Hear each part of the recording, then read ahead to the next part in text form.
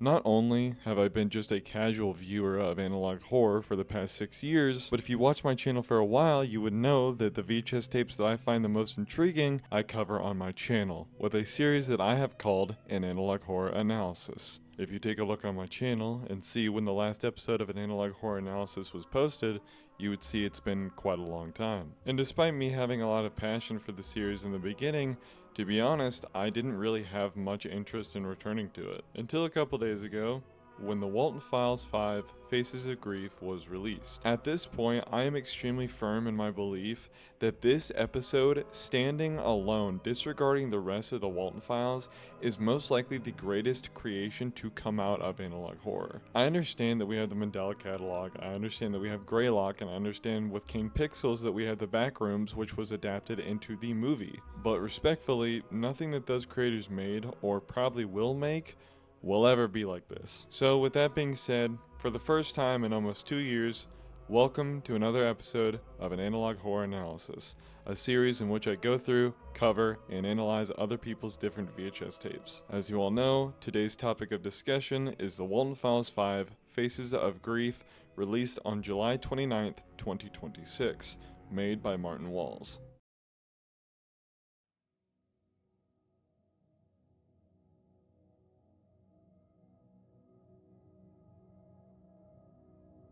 Our familiarity when it comes to the style of the Walton Files has always been pretty strict. When the Walton Files was playing, you knew it was the Walton Files. The reason for this is because Martin Walls did something that was not only unique, but also, in my opinion, rather bold. While the rest of Martin's peers were making experience animations with models that they had made themselves, Martin Walls had a completely different idea. That idea was making an entire VHS series with just 2D animation. The closest thing that we had ever gotten to something like this was the very first episode of the Mandela catalog. The episode in question was a highly edited version of The Beginner's Bible, an animated series released on May 15th, 1995. Highly edited and distorted to become a short horror film. But the difference between the approach with Martin Walls and Alex Kister is that although Alex Kister's episode technically is exclusively made through the eyes of a cartoon, the number of scenes that showed a character that was exclusively made by Alex Kister was very slim. But Martin Walls did all the animation for his early episodes, and thus the style of the Walton Files was created. Why am I going all the way back to the beginning and talking about the origins of the animation style for the Walton Files? Well, it's because along with the animation of the Walton Files, it was presented to you in, again, a very unique way. The, for lack of a better word, vibe of the Walton Files was very grungy, gritty, very dark. In the midst of most people just being fascinated by the animation capabilities when it came to other FNAF VHS tapes, even for analog horror terms, Martin Walls' style was the gutter of analog horror. You could definitely look at Baddington's short films and feel, a spooky feeling. But when you watch the Walton Files, it was more of a prolonged dread, a disgust. And as much as I've thought about it, it's kind of hard to put into words why that is. There's the sound design, there's the music choice, there's the horrible visuals and disturbing faces. But beyond all that, there was something about it that just gave you this sense of dread, unfamiliarity. You felt almost like a flight or fight response watching it. And that held up for a good while, and most likely still would to this day.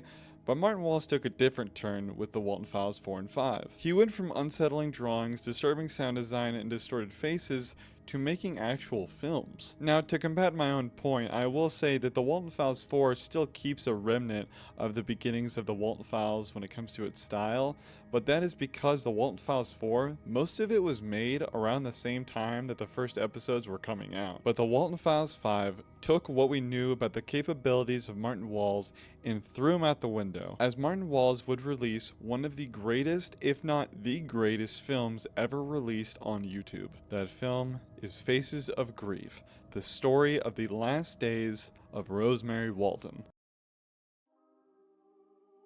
Our introduction to this tape is the sound of a man's voice as he recites 1 Corinthians 15:43, as an image depicting a marble statue appears on screen.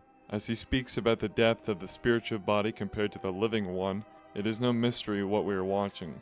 We are watching the funeral of Edward Walton and Molly Walton. Edward being 12 at the time of his death, and Molly being only 9. The funeral being held at Careview Cemetery on May 7th, 1974, only 5 days after their actual death, which took place on May 2nd, 1974 at around 9:54 p.m. Despite Felix Kranken's clear guilt and grief when it came to the crash, something that was absolutely his fault, he is not shown to be at this funeral. I don't think this is because he did not want to go. I believe this is because Jack and Rosemary told him not to go, which is understandable. As we are shown photos and home videos of Ed and Molly enjoying the little time that they had on this earth, we are shown a shot of a very young Sophie Walton sitting next to her father. Throughout this tape, there is a very defined line between the scenes in which we do not know how Jack Walton is feeling at all, and we know exactly how he's feeling. The scene in which Sophie Walton is standing next to her father in the funeral, we don't know. It is easy to say that Jack would be feeling grief and sorrow in this moment, but it's also just as easy to say that he is feeling anger, just pure rage at the situation. The entire scene ends with a very slow shot zooming in on a photo of Ed and Molly when they were happy. Obviously, the photo is giving the uncanny valley that this entire series equally does. There's a brief glitch in the video before we're shown a shot of a tape recorder spinning its film, in which we're shown videos of clouds and animals, as we hear the voice of Rosemary Walton telling us as she will tell us this story. Throughout the shots of the clouds and the scenery, we are shown a brief, uncanny image of Jack Walton, though we already know why that is. That is the intro to Faces of Grief. Now obviously I'm not going to sit here and just give you a full-on play-by-play of what happens within the VHS tape. If you want to see that, you can go watch the VHS tape yourself. But there are many things that I would like to give strong attention to. Rosemary has a weird obsession with sheep. She subtly tells the entire story of Ed, Molly, her, Jack, and Felix through the eyes of dolls that she has made to look like sheep. My first thought when watching this tape was to say that it was lazy writing to have her be obsessed with sheep, knowing that she would get stuffed into Shaw as some sort of blatant foreshadowing, but I have a different opinion on that now. I find it interesting that almost every depiction that we see of Jack, whether it be people talking about him or him up on screen, he is shown to be a very intimidating character, except when he is around Sophie and Rosemary. Now there is one scene in which he is depicted to be intimidating or scary around Sophie, but we'll talk about that later. I think the reason for this is because he seems to be intimidating around people who aren't his immediate family. I also believe that this ties into why he went missing. Now, a lot of people say that Jack died in the fire that we hear about on the news within the Walton household after he went missing.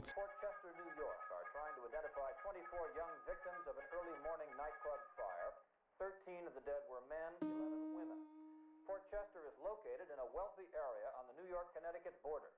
An estimated 300 young people were in Gulliver's, a popular discotheque, when fire broke out in a men's clothing store next door. The leader of a run group playing at the club advised patrons to leave, but survivors say that thick smoke belched in and the lights went out, causing the crowd to panic. All the victims died of smoke inhalation in a matter of minutes, or in some cases, seconds. The number of victims is estimated at about 30. Identification of the dead is difficult because some of the victims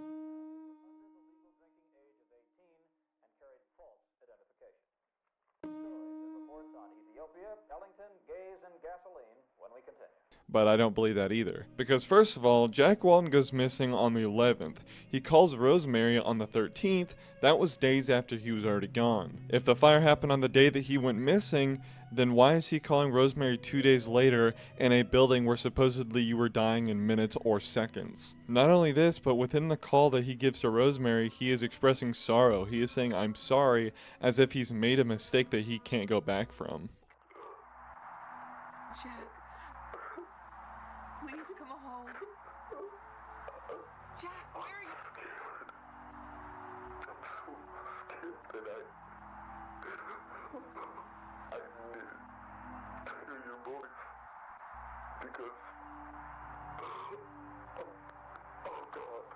I don't know what's happening anymore. God, I'm sorry. I'm so sorry, Rosemary. I can't do it alone. I just wanted to tell you that everything is gonna be okay and that Wait. I love Sophie and that Please. I love you. In my personal opinion, that's not the kind of call that you give to somebody when you are about to die in a fire. That's either A, the kind of call you give to somebody when you've done something that you can't come back from, or B, saw something you shouldn't have seen. Maybe Jack went to go look for the bodies of Ed and Molly, found them, knew that Rosemary could not handle the tragic reality of their situation, and decided to just leave it all behind. Now, I don't personally believe that's what that is because Jack Walton was somebody who very much loved his family, but it's just an idea. Throughout this tape, Rose has rooted herself in a very deep hatred for Felix, which is understandable again. She makes it no mystery that she wants Felix dead, either by natural causes or by her hand alone. Because she depicts Felix as the big bad wolf in her film where she depicts Jack, her, and the children as sheep, and then she has a dream where the mother sheep, her, is stabbing the big bad wolf in the chest over and over, then wakes up to find that she has actually made that.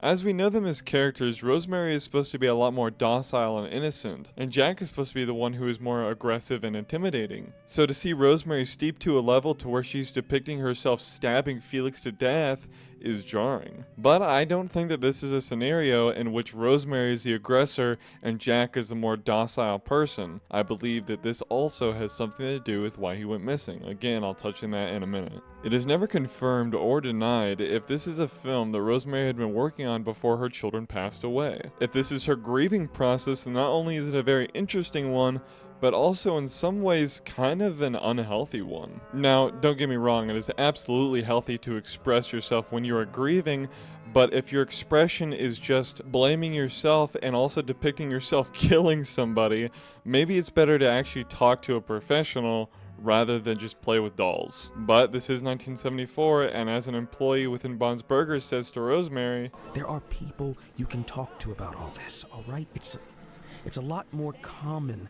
nowadays, therapy and all that. I know I someone... don't deserve it, Chris. although it is a lot more common, therapy is still rooted as being a taboo thing to do. But Rosemary was born in the 30s. You know, therapy would definitely not be the first thing that she thinks of, and Jack, being a man who was also born in the early 30s, definitely wouldn't be the type of person to suggest or encourage therapy. Not to necessarily reject the idea, but to not really think of it. It wouldn't really pop into his mind. Now, I do think he would reject it, though, if the offer was given to himself rather than his wife. I'm home. Rose? Anybody home? She's in the art room. As I said earlier, I would like to touch on the fact that we only see one scene with Jack Walton where he's depicted as being intimidating towards one of his immediate family members. Now, we've seen depictions of him being scary or intimidating around one of them, but never towards one of them, until this one scene. Sophie is deeply concerned about the well-being of her mother, saying that she does not feel comfortable being alone around her with Jack not in the house. Jack says repeatedly that her mother is sick and cannot handle this grieving process alone. She is not strong enough. Which could sound kind of like a cruel mark to most people, but let's be honest, Rose did not handle this very well. To which Sophie responds, and you are strong enough to go through this alone? To which Jack responds very sternly. She isn't strong enough to deal with this. And you are? That doesn't sound... Yes, I am, Sophie. I can handle this. We keep living, and your mother has a little bit more trouble doing so. Grief, it's an illness. It makes it hard to live, hard to wake up. It hurts to even think. Are you hurting, Dad? Of course not, Cricket.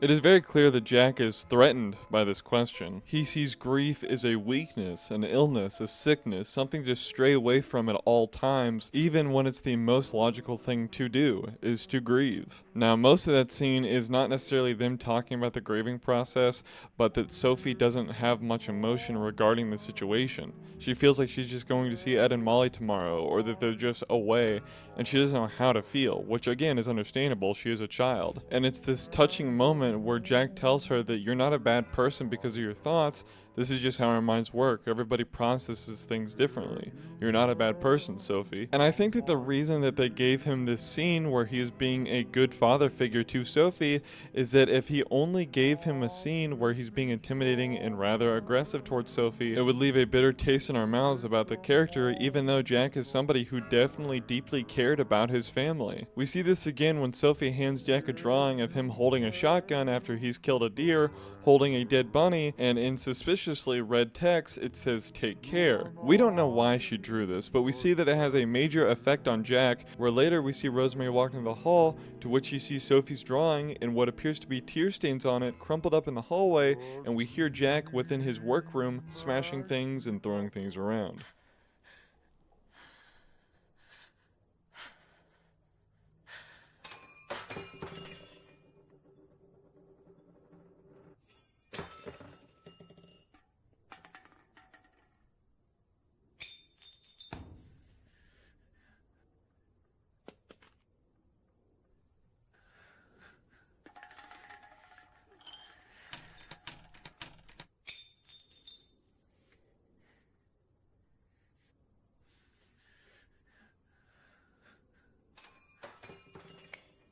Now this is when I will get into what I think happened to Jack when he went missing on June 11th, 1974. We see a shot with Jack and Rosemary at a police station where law enforcement tells Jack and Rosemary that Felix told them that they just ran off after the car crash in a haze and fell into the river. Obviously we know that this is not true. To a lot of people's surprise, when Jack is asked if he would like to press charges, he says no. Now a lot of people would most likely think that this is because Felix was his best friend, but I think it's for a different reason. We get what is basically the last shot of Rosemary being happy when she's in the parking lot of Bond's Burgers, where Jack is comforting her by telling her happy, funny memories of when Ed and Molly were alive, kind of distracting her from the poor reality that they're living in. Jack comforts her even more in a pretty healthy way by saying that you can always make a good situation out of a bad one. How can you be so sure? Even after everything that has happened. Because I know me. I know us. We'll pull through. You'll see. Us and Sophie. You would think that a man who just lost his children would be a lot more distraught, but I think that there was a much better explanation over why he was so content. He had a plan. And one of my favorite scenes, we see the morning routine of Jack Walton with the song Lullaby of the Leaves by George Olsen playing over the top of it. Now, I don't know if you know this about me, but I have loved very old music since I was a little kid. Probably my favorite track when it comes to old music is George Olsen's Lullaby of the Leaves, so it's super cool to see it implemented within this tape. I think Mr. Snow wants to say hello. Goodbye, Sophie. I truly want to play this scene so bad because the song is just so good, but unfortunately it's copyrighted. But it won't be in 2 years because, after 95 years it'll be in public domain, so whatever. As much as Rosemary has struggled, it truly seems like Jack's presence around her has made it a lot more bearable, and that she's actually getting better. But little does she know that today will be the beginning of the end for Rosemary Walton. I'm heading out for a while. I just gotta take care of something small. Alright? Rose? Don't look at me like that. Are you sure you can handle it? Of course I can. It's nothing important. I'll be back soon. Say around 7. Promise me you'll be back by 7. Yes, fine. I promise. I'll be fine, Rose. Why don't you stay here? Well, it's rather important. Look, I'll be back as soon as I can. Alright? Please. Rose, we can't keep doing this. We have to move forward. Hey, it's time we start living again. It's gonna be alright. I promise. I won't be long, dear, okay? And so she waited, and waited, and waited, and waited, and waited, and waited, but it became clear after a while that Jack was not coming back home. I believe that Jack went out to kill Felix, or at least seriously maim him. It is very clear throughout the series that Jack was very bothered by the fact that he wasn't there to protect his children. So instead of pressing charges, he went to go handle it himself. As we spoke about earlier, Jack would call Rosemary on June 13th, 1974, 2 days after he was last seen. Now, this is a stretch, I get it, but I'm going to say something that I genuinely think could be a possibility. We know because of the guilty tapes that Felix is scared of Jack. I think Jack went to go attack Felix. Felix killed him because he knew that Jack was going to do something after he heard that he wasn't pressing charges. Felix, being prepared, kills him, stuffs his body into Bon, and then Jack calls Rosemary from Wonderland, that being the afterlife, and tells her that he's sorry for what he's done,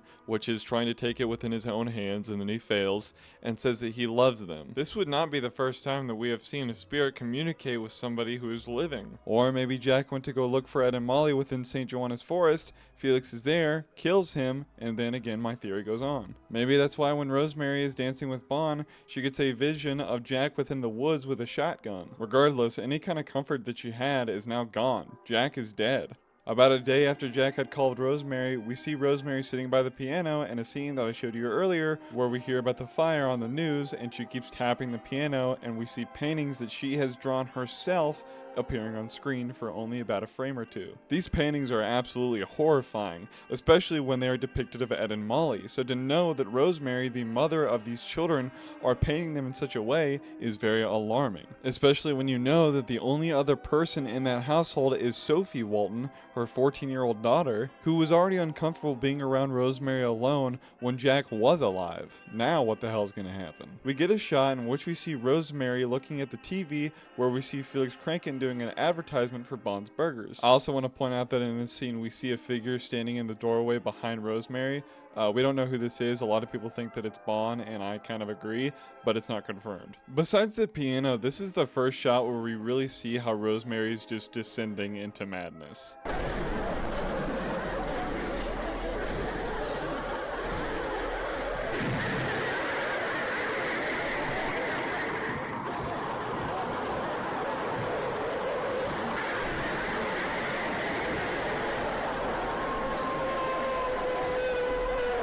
It is now July 4th, over 3 weeks after Jack had went missing on June 11th. And to put it in the most blunt way possible, with all respect to Rose, she has turned into an absolute lunatic. It is unknown how quick her mental health deteriorated because it was pretty solid when Jack was around. It wasn't the best, it definitely wasn't the best, but it was manageable to some extent. We don't know if she went insane directly after his disappearance or if maybe she had tried to keep herself together but just wasn't able to. I also firmly believe that this is why Sophie takes the pills that she does. Not because that she saw something that she wasn't supposed to see, or it was some inside job where these people were trying to cover up the murders within Bon's Burgers, but because her mother was abusive. I'm not saying that she was abusive in general, I'm saying to just her one daughter after she had descended into this madness, she was abusive. She was not a good mother. The scene we are watching right now, Rosemary wakes up Sophie in the middle of the night, laughing, telling Sophie that she killed all of the people that have left their lives, to the point where she says verbatim, "Your mother is a killer, Sophie." We don't know what Sophie was eating at this time. We don't know what Sophie's sleep schedule was. Later in this tape, it seems like Sophie wasn't really sleeping at all. Now, we will touch on this later, but from right now, what I remember about the video My Soul,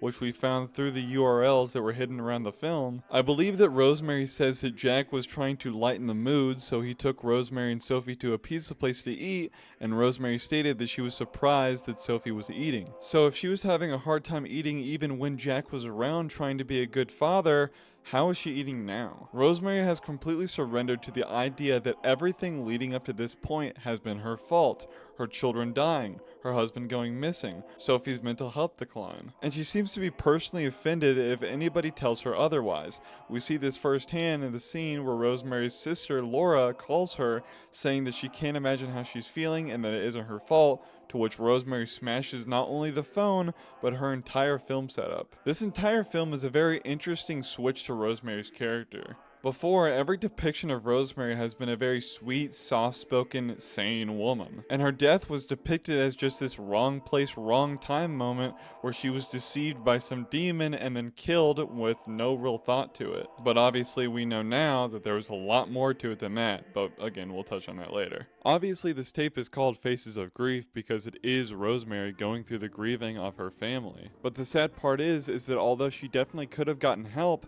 it almost seems like every single card she was dealt was the worst one that she could get. Jack Walton wasn't very good at grieving himself, so he couldn't really help Rosemary.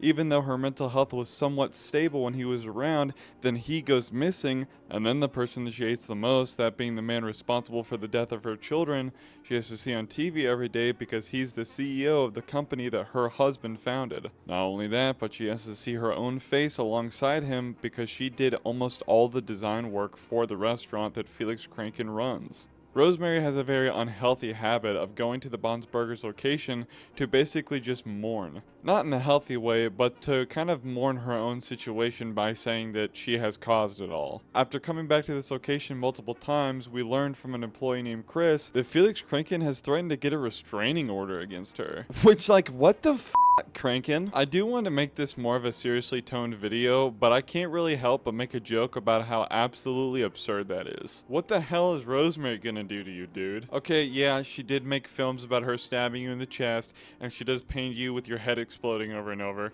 But, I mean, like, she does probably weigh at this point like 90 pounds. It's not like she's in any physical or mental state to attack you. But this is where we start to learn that Felix is not only a liar to Jack and Rosemary, but also kind of a liar to us. As I said earlier, we learned within the police station that Felix did not actually tell Jack and Rosemary the truth, but he told them that in the haze they ran into the woods and fell into the river. That's not what happened. But we hear in the Walton Files 4, with Felix recording himself by himself, he is still lying to the tape, saying that he told Jack and Rosemary the truth, and that they, the look on their faces, the anger, the blah blah blah. He didn't actually tell them the truth. So even with Rosemary's grieving right now, she doesn't even know the actual story. She yells at Chris in this scene, saying that the world has just left her behind and kept treading on. Having a moment to say that it's not her fault, it's the world who's given up on her, but then also saying that it is her fault and she doesn't deserve help. And there's finally a moment where you can realize that there are little parts of her that can admit that not everything is her fault, but as quickly as it appeared, it disappears. And maybe this is showing us that Rosemary wasn't beyond help. If she would have kept pushing, maybe she would have gotten some closure, but it didn't work out that way. The way she is painted, no pun intended, in this film is that she is this broken being beyond any kind of help. But I think this scene just quietly slips in the fact that she can admit, even if it's just for a second, that it's not her fault. But then again, she just goes right back to where she started. And I think Martin meant to do this because in the beginning she said it's the world's fault, but then to pad that down to make sure we don't really notice, she has a whole speech directed at Chris where she talks about how sick she is and evil she is for drawing photos of Felix Kranken dying in the car crash and drawing so much blood. And we see the paintings that she's talking about, and I gotta be honest, she's kind of speaking facts. The paintings that she's talking about are shown on screen, and they not only depict Felix with his head basically exploding, but they depict her children as well. These are not the paintings of someone who is sane. These are not the paintings of someone who is just grieving. Like Jack says, these are the paintings of someone who is sick. They're ill. But it's interesting because Jack's definition of ill is just grieving in general, which is wrong, but he's also right because Rosemary's version of grieving is basically a sickness. How sick is that? The same place night after night. Isn't that sickening? What if you were the one in my paintings? What would you think of me then? Huh? Come on then, say it. Please just say it. Tell me I'm a bad mother. it's not really delved upon why she wants to get validation from other people to know that she's a bad mother. And it's also interesting because the paintings that she's talking about don't really involve her being a mother. It's more so about her drawing Felix dying over and over, and she thinks that that is evil, that is sickening. But in a twisted way, it's more so about her being protective of the children that she loved, because she's drawing the person who killed them dying. After the encounter with Chris, we get a scene, and I can only describe it as being weird as all hell. We see Rosemary stay into the closing hours of Bond's Burgers, to where she goes behind the curtain and sees Bond, and to everybody's surprise, starts slow dancing with him. We don't really know why this is, of course, but again, a lot of people's theory is that the reason that she does this is because Jack is inside Bond. Not that Rosemary knows that, but that she kind of maybe can feel him or gets that same vibe. I don't know. And again, it's not confirmed whether Jack is inside Bond or not, but this could just maybe be a scenario in which that could possibly be the case. Whatever the case may be, this scene is really just her dancing with Bond until it fades out in a circle transition like it would in those old 40s slow dancing movies, before we see a vision of Rosemary in the woods with red skies. I know it's a she, but we know that it's Rosemary, so it's not really worth talking about. We don't really know if this is a dream that she's having, or if this is an actual spirit communicating with her, or if this is just her mind. I know her dreams would be her mind, but you know what I mean. Like, I mean the world of her mind, because we see her walking past the church where her children's funeral was, we see the woods, which I'm assuming is St. Joanna's Forest, and then we see this.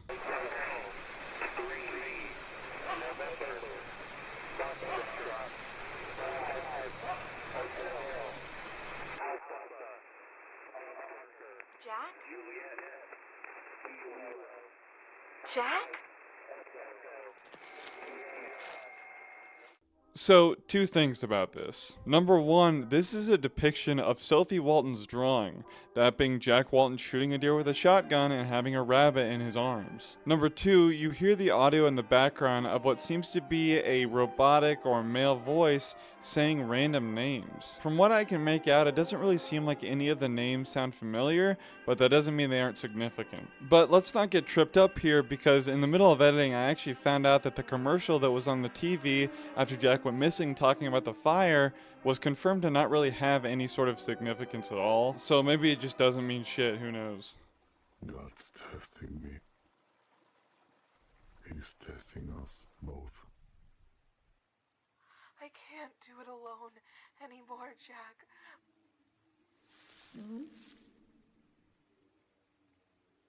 I'm so sorry for everything, Rosie. For who I was. Please come home, Jack. Please come home. I want you to forget about me. You'll be alright. Just hold on. A little longer. I'm gonna just be honest. I don't know what the is going on in this segment. Jack appears to be deeply wounded. There's not really any explanation as to why he's holding a shotgun, where that whole image is coming from, and why there's a damn rabbit hanging in front of the moon above a giant lake. Two things to point out though that I do find interesting is that when she tries to follow Jack into the lake, you hear Ed say "Mom," and then Jack says, "I'm sorry for who I was," not "I'm sorry for who I am. I want you to forget about me." And it's just unclear, because a lot of people think that Jack is dead, and that makes sense.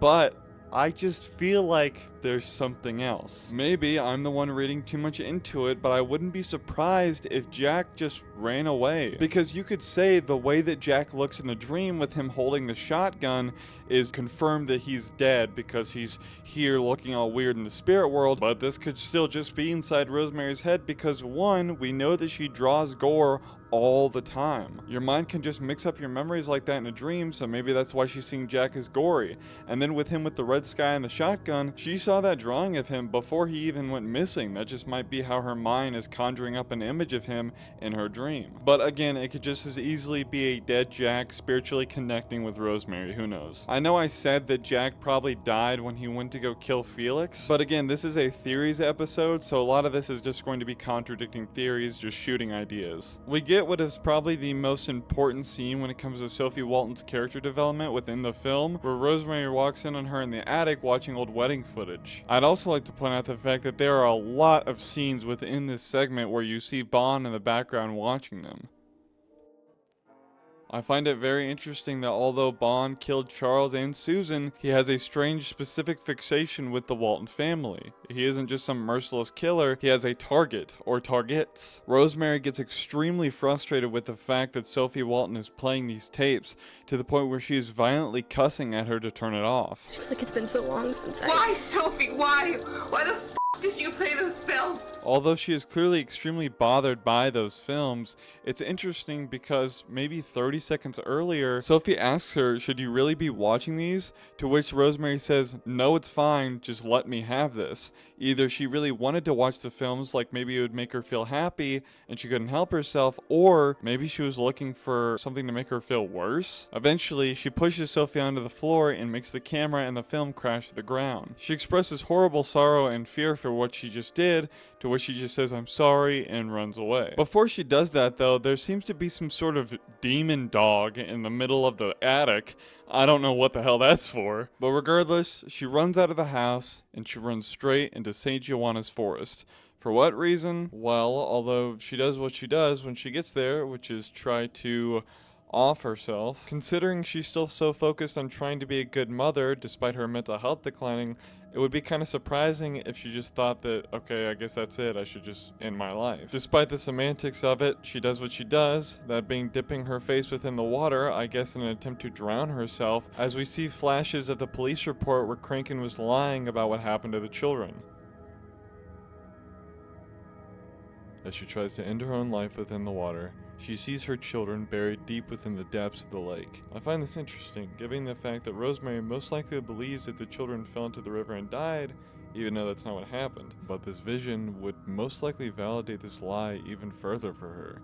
Maybe it's Ed and Molly trying to give her comfort, not wanting her to know the truth. Who knows? As she accepts her fate, as her children reach out for her from the other side, she wakes up and she's in the limbo between life and death, something we saw Susan, Ed, and Molly in before, something that Bond would call Wonderland. We hear the cries of Ed and Molly as they call out for their mother, and after searching for only a few seconds, she finds them. Ed and Molly rush to embrace their mother as they comfort her by saying that whatever happened was not her fault, and that she isn't a bad mother.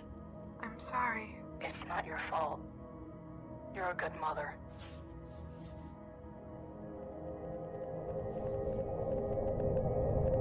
You deserve a good life. Oh my God.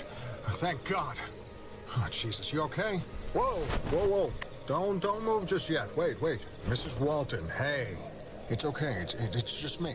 Rosemary Walton is woken up from the limbo by the absolute Giga Chad, Deputy Derek Collins. It's interesting, because in this scene, although Ed and Molly have just given her closure from the afterlife that she is a good mother and that it wasn't her fault, she still can't help but say she doesn't deserve life, and she has nowhere else to go, and it's all her fault. Despite what I said when she was talking to Chris, I do believe that at this point, she might be beyond help. The line is very blurred when it comes to when she is insane but helpable, and when she's not. Because think about it, she was just brought back to life from seeing her children within a limbo by Deputy Collins, and her first thought is to say, I don't deserve this, and then attempt to kill him, I think. Within like 30 seconds of Collins trying to comfort her, she attempts to strangle him. Which, this kind of brings up the point I made earlier, where like, dude, I mean, are you really gonna get strangled by Rosemary at this point? She, respectfully, by this time, she's probably just so brittle and weak, but crazy woman is a crazy woman, I guess. Eventually, with no attempt from Collins, she releases her grip on him. And we don't really know why she did this. I think it might have just been an outburst of emotion and anger at the situation. I don't think that Collins necessarily did something to her, but maybe it could have been like, oh, I was having this moment with my children and you took it away from me, so I'm gonna kill you type thing. But I don't know, it's a roll of the dice. In the scene where they're riding back to the police station, the way that Rose looks really nails it in how good the artist did at making her look as insane as possible. Collins, being an absolute G again, doesn't take any hard feelings to the fact that Mrs. Walton just tried to murder him. It's also worth to point out that we see missing posters for Susan Woodings and Charles on the wall. They decide to take Sophie Walton to live with her aunt, that being Laura, which we spoke about earlier, and this will most likely be a situation where Rosemary will only have to stay at the police station for the night, or something like that, or at this point, most likely until they can get her some professional help. It's also pretty cool to see that the picture on her cell was actually used as a teaser in Find Jack Walton. Derek Collins, being again the Giga Chad that he is, takes the time that he has with Rosemary to kind of be the only person in her life that will try to understand her, or try to at least help her in any kind of way that he can. Look, I'm sorry about all this. It's basic protocol, and there's nothing I can do. I really am trying to help. It's gonna be a while, and if you need anything, just... Collins, can I just borrow you for just a sec? Can it wait? It's literally just 2 minutes. Wait a minute. Is that... It's literally just 2 minutes. Is that Cal? Ladies and gentlemen, give it up for what is by far the most heartbreaking, tear-jerking, gut-wrenching, throw-up-inducing role of the entire freaking VHS tape.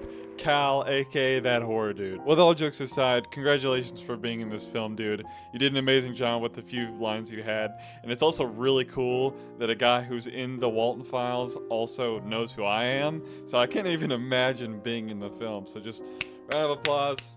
Round of applause. We don't actually know why Cal is there to tell Derek to leave the room. We don't ever know what they say. Really, the only reason that this scene even happened was because we needed an excuse for Rosemary to have an encounter with Bond. Some might say it's strange that Rosemary doesn't really seem to have a problem when she encounters ghosts, but I think it's because at this point she is so far gone that she doesn't even think it's real. She actually mentions this when she's talking to Bond later on, but we'll get to that later. Every single time something happens where I think that Bond might not be Jack, another thing happens to where I think it might be him. What happened when Dave encountered Bond? He was terrified. What happened when Susan encountered Bond? She was terrified. Charles probably threw hands with the mother.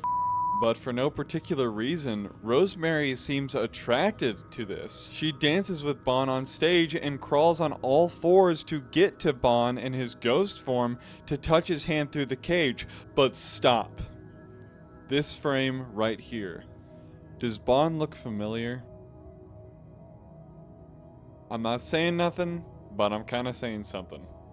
And it would make sense because of how desperate Rosemary seems to touch this thing. And what happens in the vision with Jack at the lake? When he disappears into the lake, a bunny appears in front of Rosemary. When Bond disappears in the police station, a bunny appears in front of Rosemary. Look, maybe I'm wrong. We know that Bond is a trickster, so maybe he's just making himself look like Jack or have the same tendencies as Jack to attract Rosemary. I forgot to mention this, but in the tape where Rosemary and Sophie are in the attic, Sophie said that she saw an angel that kept saying that he could help them. As I was showing y'all when that attic scene was happening, there are many shots in which Bond is shown in the background while Sophie is talking about seeing him. I do not think in the slightest that Bond, even if he isn't Jack, is just some random person that we have yet to see.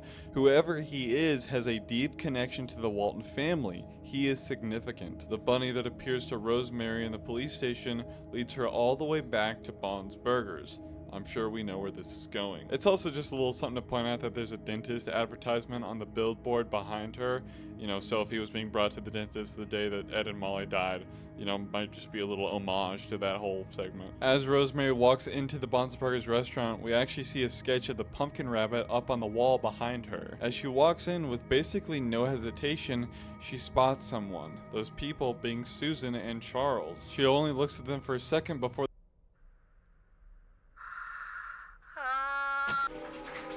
just another example of Martin Walls' terrifying sound design. Another thing worth mentioning is that in that scene, we actually see that Charles's hands are very bruised. A lot of people believe that Charles actually fought off Bond before he died. That's why in Walton Files 4, we see him with no damage, but in the Walton Files 5, he has a tear in his chest.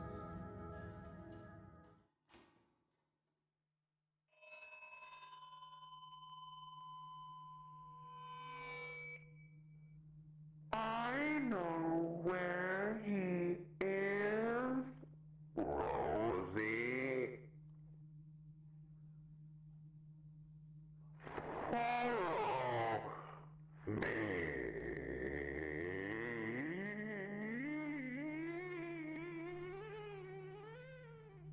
Now, I could be wrong about this, but I'm fairly certain that the only person that we have heard call Rosemary Rosie is Jack. As Rosemary walks into the backstage, we see over her shoulder that Felix is there watching.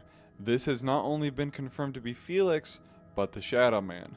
Felix Kranken is the Shadow Man. We'll talk about that later. Now, I've been an avid movie lover for a long time. I'm currently in the process of trying to make my room a 70s, 80s horror slasher style room. And one of my favorite things in a movie is good conversation, good dialogue between two important characters. It is very important to sit down and have a moment to think about what these characters are actually saying, who they are, and what they want. And if you were to ask me who executed the nature of this kind of scene the best, I would show you this scene. Good night, Dad. Good night, Molly. I love you.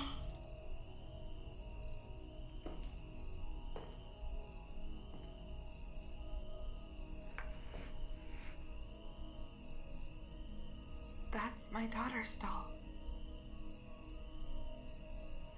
Can I?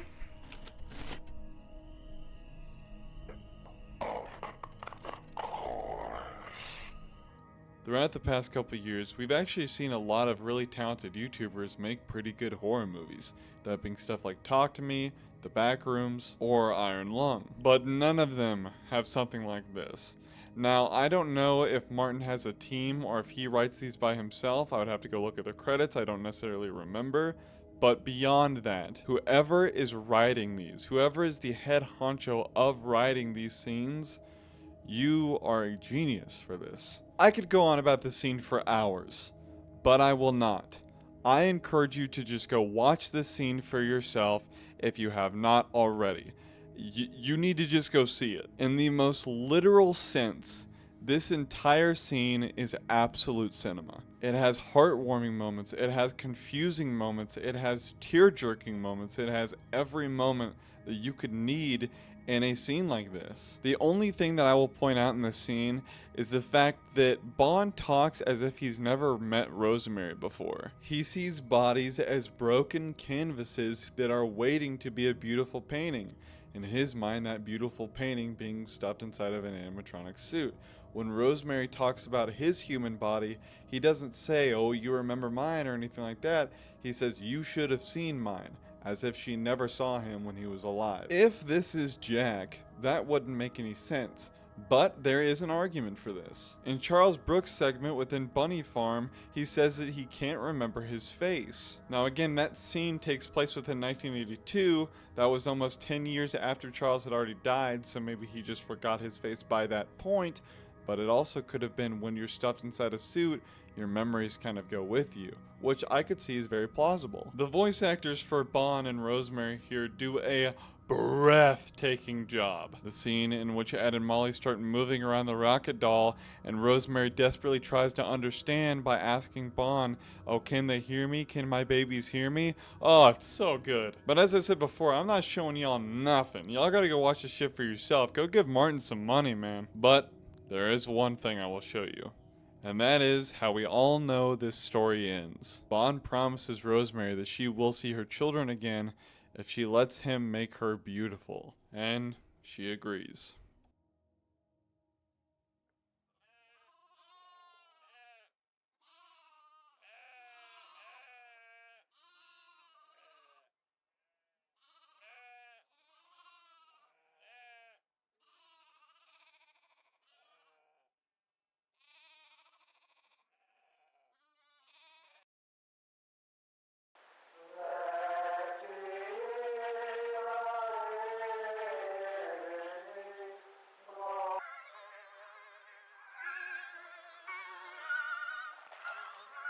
If there is a natural body, there is also a spiritual body. There is also a natural spiritual. There is also there is also a spiritual. There is also a spiritual. There is also a spiritual body.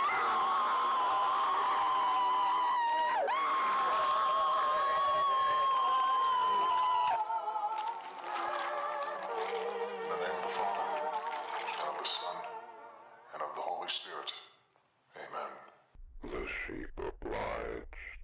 And with that, Rosemary Walton is dead. We see her appear as an angel in Wonderland, that being the limbo between life and death, before we get an end card, and then we are shown a scene where Bond makes her say that she is loved, that she is happy, and that Bond loves her. Again, this could 100% be Jack within Bond, but we just don't know.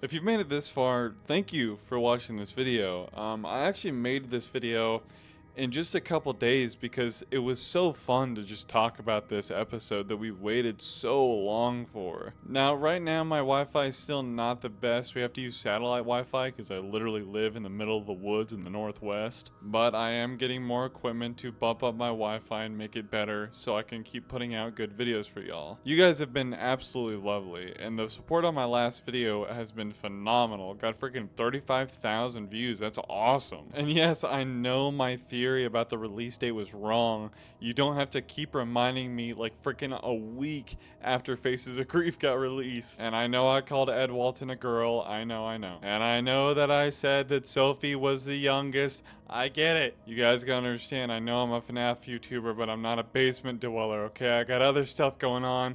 We haven't had a freaking episode of the Walton Files in almost 3 years, okay? I gotta refresh myself sometimes. But regardless, thank you so much for watching, and have a good day.